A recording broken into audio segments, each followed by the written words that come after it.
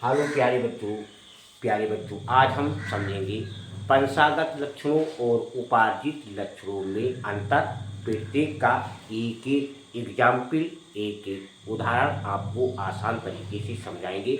आपको एक बार में पक्का समझ में आ जाएगा, और अगर समझ में ना आए तो आने वाली वीडियो को कभी मत देखना प्यारे बच्चों। तो आइए देरी न करते हुए हम आपको समझाते हैं।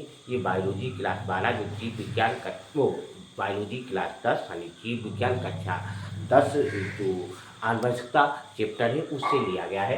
तो आइए प्यारे बच्चों पहले हम समझते हैं कि वंशागत लक्षण क्या होते हैं। तो जनकों से जनक बोलते हैं कि कोई माता पिता हो गए तो वो जनक हो गए। जनकों से संतत में यानी संतानों में पहुंचने वाले जो लक्षण होते हैं उनको बोलते हैं वंशागत लक्षण।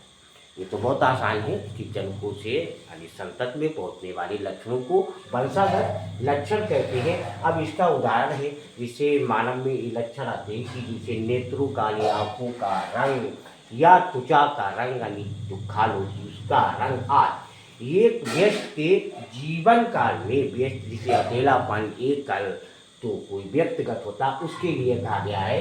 ये व्यस्त के जीवन काल में अंगों के उपयोग और अनुपयोग के कारण अंगों का उपयोग करता है और या अंगों का उपयोग नहीं करता है तो उसके कारण विकसित लक्षणों को उपार्जित लक्षण कहते हैं।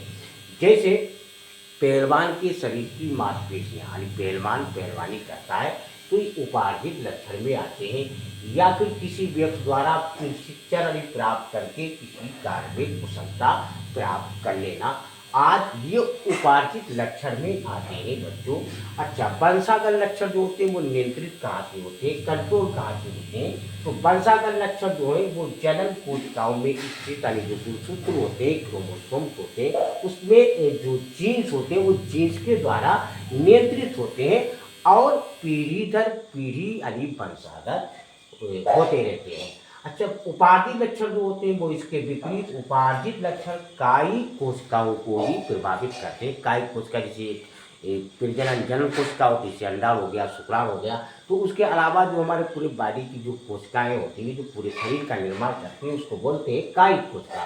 तो ये जो उपार्जित लक्षण जो होते हैं वो कायिक कोशिकाओं को ही प्रभावित करते हैं। जैसे कोई पहलवान का बच्चा है तो ये जरूर नहीं कि उसका बच्चा भी पहलवान होगा, क्योंकि वो तो कायिक कोशिकाओं को ही यानी शरीर की दूसरी कोशिकाएं होती हैं जनन और प्रजनन के अलावा उनको प्रभावित करती है और उनकी वंशागत नहीं होती। यानी पहलवान का बच्चा पहलवान नहीं बनेगा या डॉक्टर का बच्चा डॉक्टर नहीं बनेगा। तो ये तो डॉक्टर के बच्चा इसलिए उसने प्रशिक्षण किया है ना यहाँ। तो ये है वंशागत और उपार्जित लक्षणों के बारे में। वीडियो अच्छा लगा लाइक सब्सक्राइब कमेंट शेयर।